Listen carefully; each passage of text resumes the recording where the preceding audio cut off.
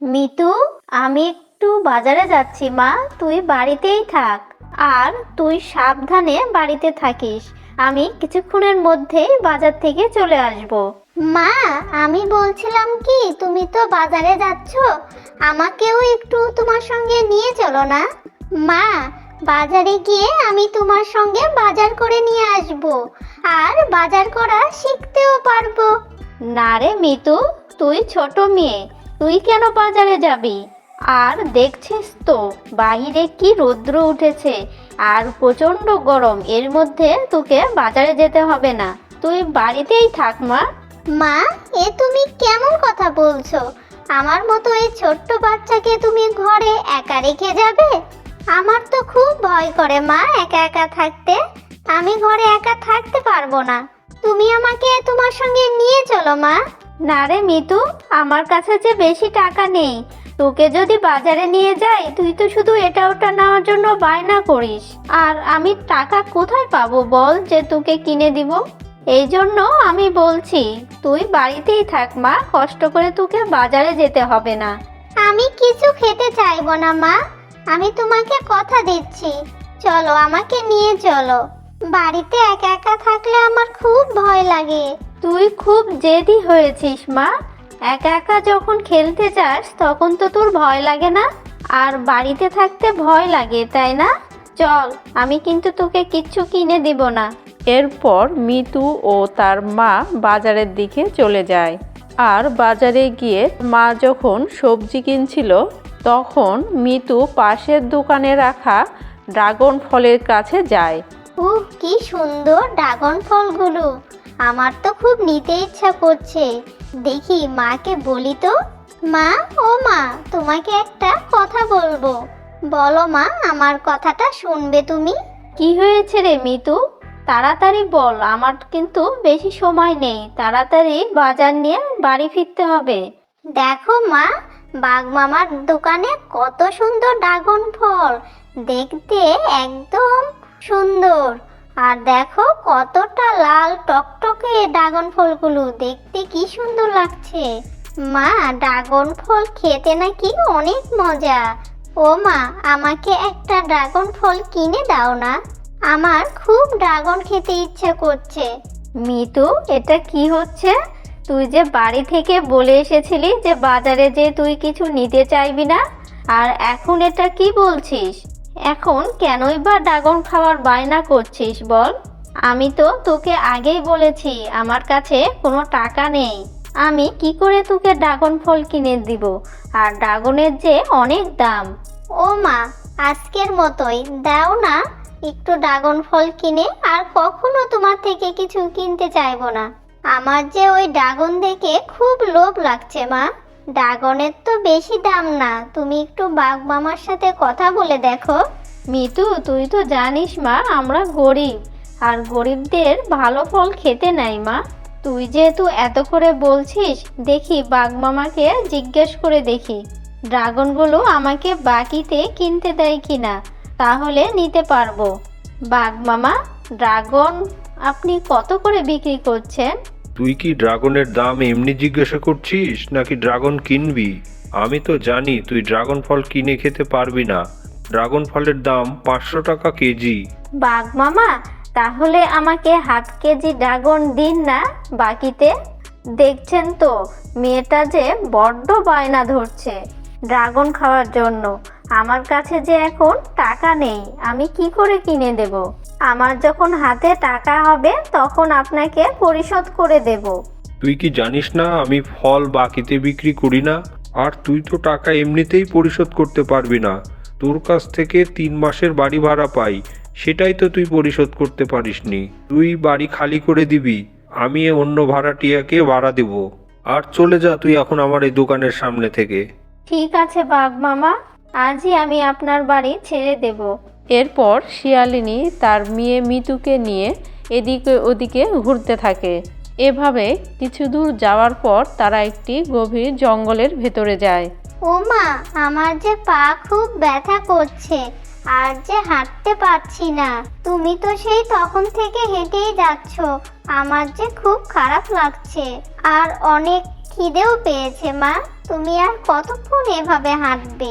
তুই তো সব শুনলি মা, একটু কষ্ট কর, আমাদের যে যাওয়ার মতো আর কোনো জায়গা নেই, দেখি কোথাও একটু থাকার ব্যবস্থা করতে পারি কিনা।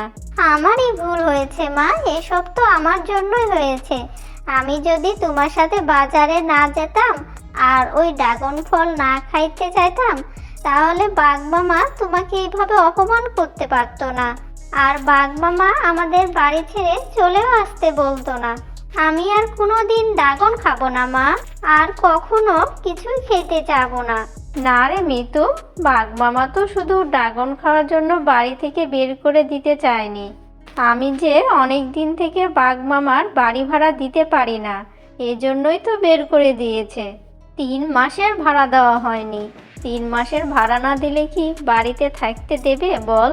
আচ্ছা ঠিক আছে, তুই আর কষ্ট পাস না মা, চল আমরা আরেকটু সামনে এগিয়ে গিয়ে দেখি, ওই দিকটায় যদি কোনো বাড়িঘর থাকে তাহলে আমরা সেখানে থাকতে পারবো। এরপর তারা মা ও মেয়ে জঙ্গলের পথ ধরে সামনের দিকে হাঁটতে থাকে। ও মা, এই জঙ্গলের মধ্যে তো কোথাও কোনো বাড়িঘর দেখতে পাচ্ছি না।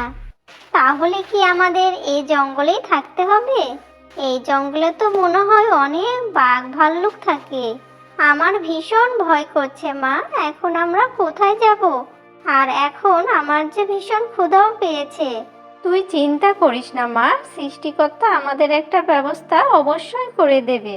ও মা দেখো, ওই পাশের ওই গাছটাতে অনেক ড্রাগন ধরে আছে। দেখো কি সুন্দর ড্রাগন ফলটা। ওই ড্রাগনটা আমার খেতে খুব ইচ্ছা করছে। মা, আমার যে খুব খিদে পেয়েছে, ওই ড্রাগনটা আমাকে এনে দেবে? হ্যাঁ রে মিতু, তাই তো দেখছি, ওই লেবু গাছে কিভাবে ড্রাগন ফল ধরলো। আচ্ছা ঠিক আছে, তোর যেহেতু এত ক্ষুধা পেয়েছে আর ড্রাগন ফলও খেতে ইচ্ছে করছে, দেখি তোকে এনে দিতে পারি কিনা, তাহলে তোকে ওই গাছ থেকে ড্রাগন এনে দেই।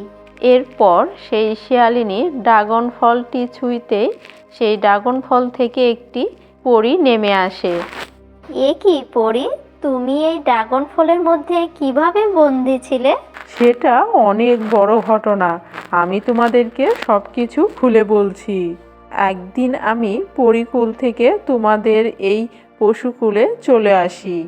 এ কি, এই পশুকুল তো দেখছি অনেক সুন্দর, চারিদিকে কত সবুজ, চারিদিক কত সুন্দর মনোরম পরিবেশ। যাই আমি চারিদিকটা একটু ঘুরে ঘুরে দেখি। আরে আরে, এই ফলগুলো দেখতে কত সুন্দর দেখাচ্ছে, নিশ্চয়ই এই ফলগুলো খেতে অনেক সুন্দর। এই ফলগুলো খেতে হয়তো অনেক মিষ্টি হবে।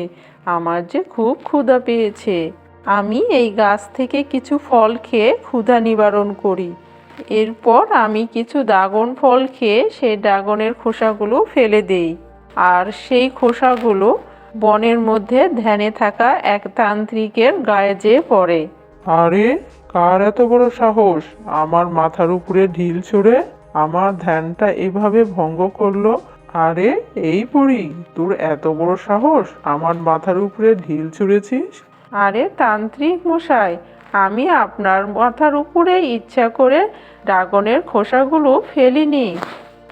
আমি পরিকুল থেকে এই পশুকুলে এসেছিলাম, আর এখানে এসে আমি ড্রাগন খেয়ে ক্ষুধা নিবারণ করে খোসাগুলো ফেলেছিলাম। এই খোসাগুলো ফেলতেই আপনার মাথার উপর পড়েছে। আমার ভুল হয়েছে তান্ত্রিক মশাই, আমাকে ক্ষমা করে দিন। নিশ্চয় তুই আমার ধ্যান ভঙ্গ করার জন্য আমার গায়ে খোসা ফেলেছিস, এর জন্য তোকে শাস্তি পেতেই হবে। এরপর তান্ত্রিক বাবা আমার কথায় বিশ্বাস করেনি, আমার উপর রেগে আমাকে অভিশাপ দিয়ে এই লেবু গাছটাতে একটা ড্রাগন বানিয়ে রেখেছে, আর এটাও বলেছিল যদি কোনো সহৃদয় ব্যক্তি এই ড্রাগনটা ছুঁয়ে যায় তাহলেই আমি মুক্ত হব। তোমরা আজ আমার অনেক উপকার করলে, তোমরা এই ড্রাগনটা ছুঁইতেই আমি এই ড্রাগন থেকে মুক্তি পেয়েছি। পরী, তাহলে তো তোমার অনেক কষ্ট হয়েছে এতদিন, তুমি এখন মুক্তি পেয়েছো, এখন তুমি তোমার পরিরাজ্যে চলে যাও। তুমি যদি আমাদের এই পশুকুলে থাকো তাহলে তোমার অনেক কষ্ট হবে। তোমরা অনেক ভালো, তোমরা আমার উপকার করেছো, তাই আমার ইচ্ছা আমি তোমাদের সাহায্য করব। কিন্তু তোমরা মা ও মেয়ে এই জঙ্গলের ভেতরে কি করছো? তোমাদের দেখে তো অনেক দুঃখী মনে হচ্ছে। মিতু ও তার মা পরীকে সব কথা খুলে বলল। এই নাও শিয়ালিনী, আমি তোমাকে এই ড্রাগন বাড়িটা উপহার দিচ্ছি। এটা একটা জাদুর ড্রাগন বাড়ি। এখানে তোমাদের যা কিছু লাগবে সবই পেয়ে যাবে। তোমাদের মা ও মেয়ের আর কোনো অভাব থাকবে না। আর তোমরা আমার অনেক উপকার করেছো। তোমরা অনেক ভালো। তোমরা সব সময় ভালো থেকো। তুমি অনেক ভালো করি, তোমার এই ঋণ আমরা কখনোই ভুলবো না। তুমি আজ আমাদের যে কত বড় উপকার করলে, না হলে এই মেয়েকে নিয়ে যে আমি কোথায় যেয়ে থাকতাম। তোমাদেরও অনেক ধন্যবাদ। এখন আমি পরিরাজ্যে ফিরে যাচ্ছি। তোমরা ভালো থেকো।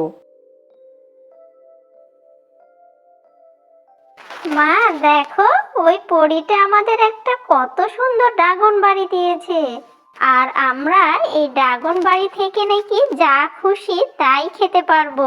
হ্যাঁ রে মিতু, সৃষ্টিকর্তা আমাদেরকে অনেক কৃপা করেছে। আমরা এখন ড্রাগন বাড়িতে থাকতে পারবো। চল আমরা এখন ড্রাগন বাড়ি ফিরে যাই।